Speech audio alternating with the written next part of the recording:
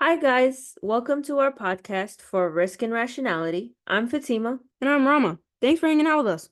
Today, we're going to be talking about someone who literally had everything stacked against him and still made it through. Chris Gardner from The Pursuit of Happiness. If you've ever seen the movie, you already know it hits hard. Chris is a struggling single dad who becomes homeless while trying to land a job that could change his and his son's entire future.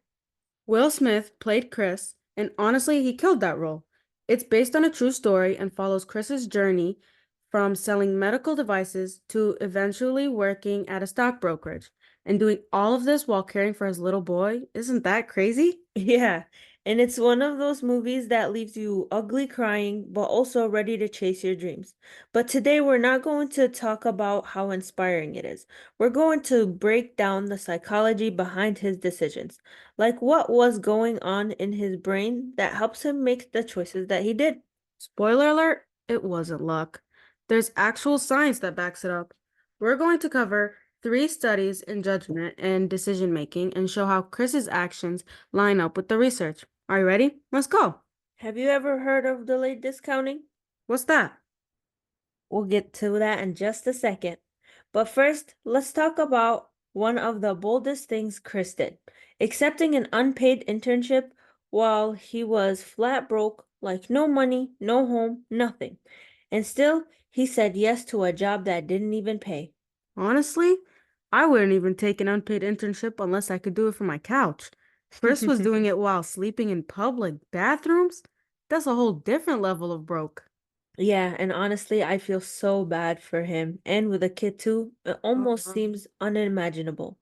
To get back to the question though, Rama, in psychology, delayed discounting is about how much you value the future reward compared to stuff that you can get right now.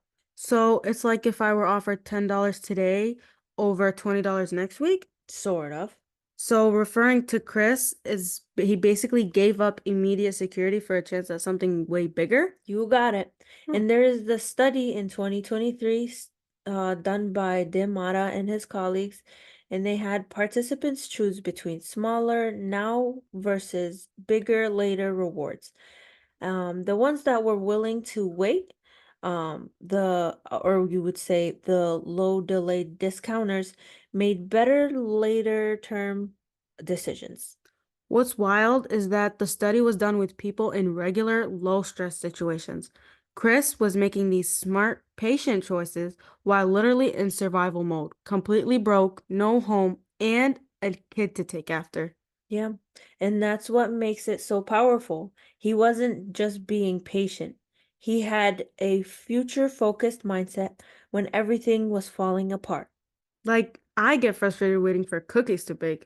Chris was out here waiting on a dream while holding his life together with weak old duct tape. Yeah, that's crazy. Mm-hmm. All right, so let's move on to another key part of the story. Chris took a huge risk. No income, no home, a kid to care for, and he even bet everything on an internship with only one job opening at the end. A lot of people would have played it safe, found a job, made some quick money, but Chris didn't. And that's actually something we can explain with science. There's this 2009 study by Porcelli and Delgado.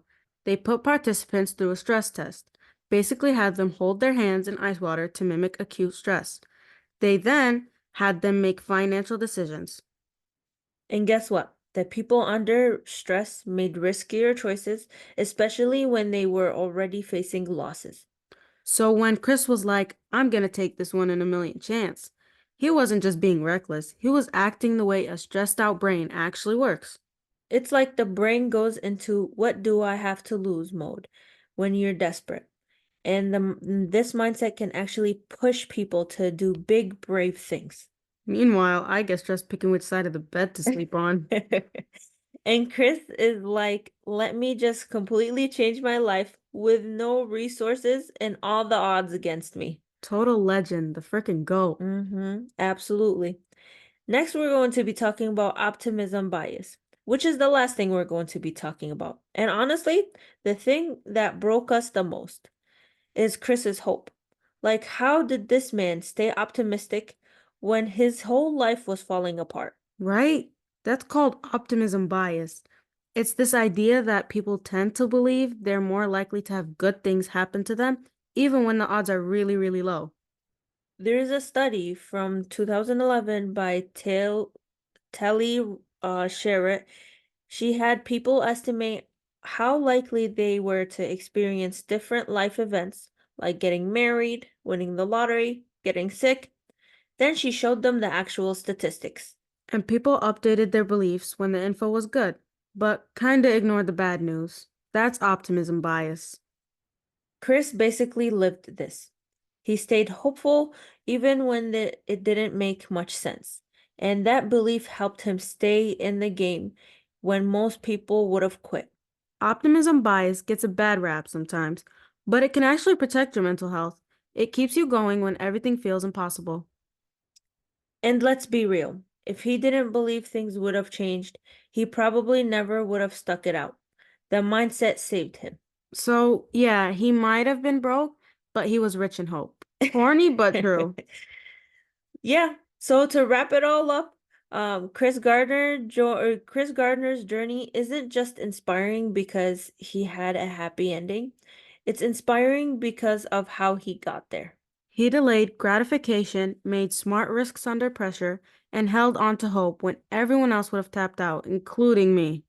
And what's even cooler is that science explains all of this for us. His story is basically a case in human resilience and smart decision making. So, next time you're struggling or feel like giving up, remember, you've got psychology on your side. And maybe, just maybe, a little Chris Gardner energy in you. All right, guys, thank you for hanging out with us. We hope that this made you think and maybe feel a little inspired. And if Chris can survive bathroom floors and win at life, we can definitely survive finals. Bye, everyone.